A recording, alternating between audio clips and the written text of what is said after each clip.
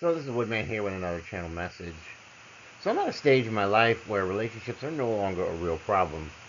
I came to recognize that a lot of my prior relationships to the present went wildly wrong because of a flawed worldview I held onto, where I hated the fact that my parents split apart when I turned 15. My subsequent marriage went wrong because I was still hanging on to this desire to avoid abandonment and to keep a family together at all costs. That led to sad relationship after sad relationship for me. And I came to realize that by giving my power away too soon in relationships, I was setting myself up for miserable failures. Reflecting back on it all, I realized that synchronicities existed, which showed me signs that I needed to pay better attention. The universe threw relationship after relationship at me, all with the same pattern that my female partner often took me for granted. I often caved in, trying to be the reasonable one, desiring not to be tossed aside. And so by doing this, I invited partner after partner to walk all over me and figuring they could get away with poor treatment and dishonesty. But I've learned a lesson.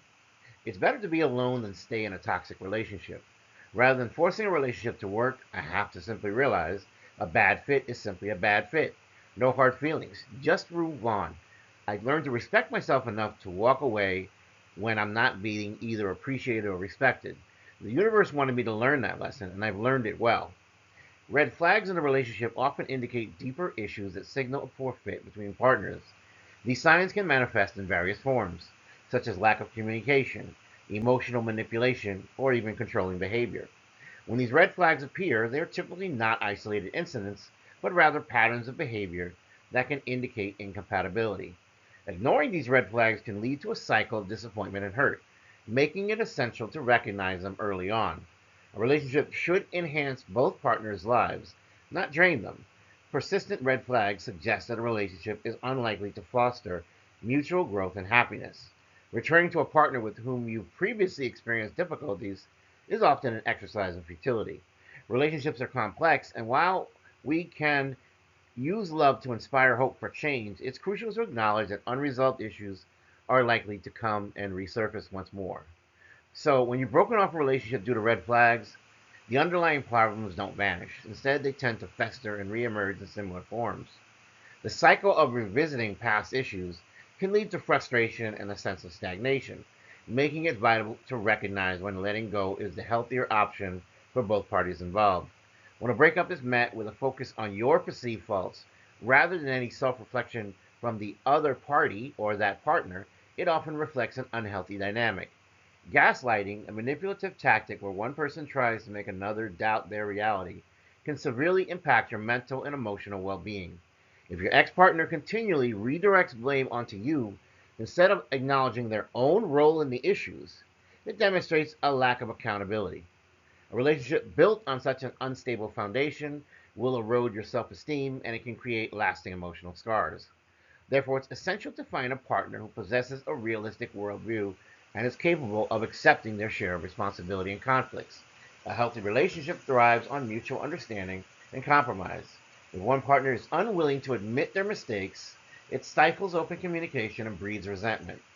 You deserve someone who will acknowledge their part in problems and work together with you to find solutions. Anyone who goes for a solution, or rather a problem in every solution, is really just causing trouble. This kind of accountability fosters growth and strengthens the bond between partners when your partner can actually acknowledge their own fault and wrongdoing in an incident.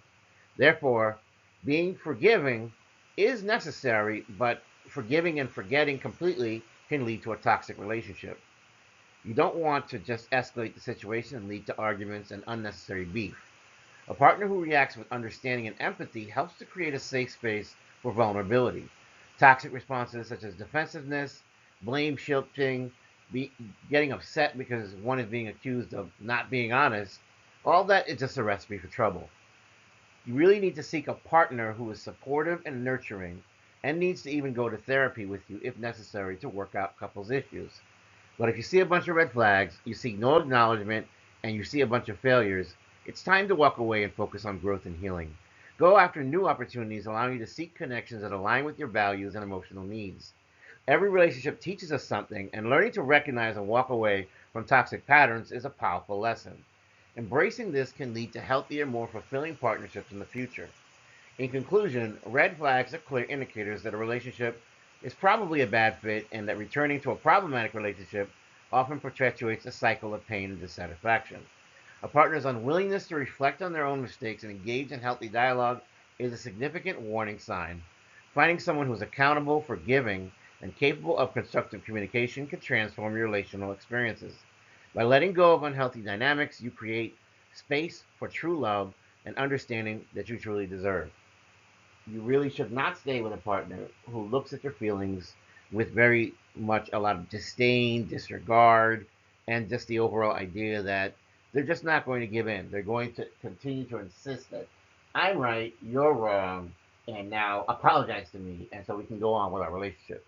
That is absolutely moronic and idiotic, and you should never have to do that. At some point, both partners should come to the table willing to work through the issues, willing to have open communication and expressive dialogue that will eventually get you to a point of coming to some sort of resolution where each of you admits your faults, each of you commits to working on those faults, and then your relationship can move forward in a very happy and sort of productive fashion, right? Because at that point, that's when you realize you have someone who's actually committed to you and recognizes that all human beings are not perfect. All human beings are flawed. All human beings have their own issues. Once you both come to the table acknowledging that, you don't give your power away, and therefore you can both come to some sort of mediated conclusion where you agree to finally come to a resolution that you both feel confident and happy about, and not one where you're just constantly miserable and you're going through misgiving after misgiving. If you like this message, please like, share, and subscribe. If you're new here, welcome aboard. It's a safe space. If you're returning, I love you. I'm glad that you're back. Woodman signing off, wishing you blessings from the Most High God, health, wealth, prosperity, and abundance, and protection if you so deserve. Have a wonderful day. Take care.